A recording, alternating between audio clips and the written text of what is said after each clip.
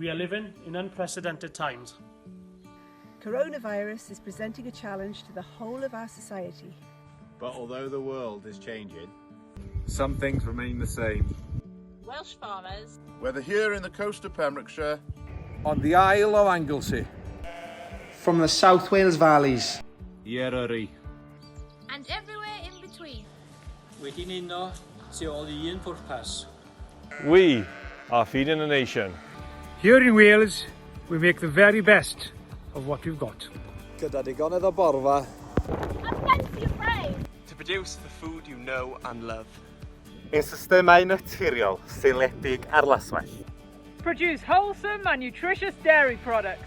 Like milk, Cheese. yogurts, Ac ife. Our hills.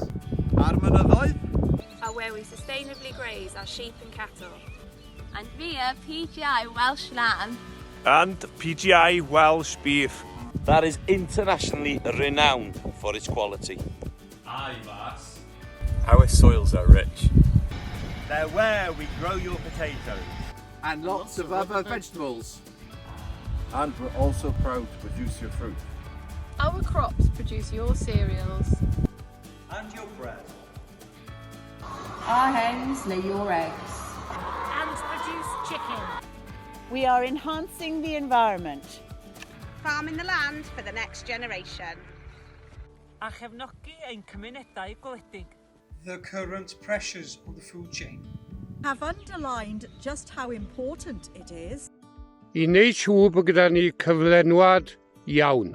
for safe, fully traceable food. Wedi tyfu a'i cynhyrchu yma yng Nghymru. to world-leading standards.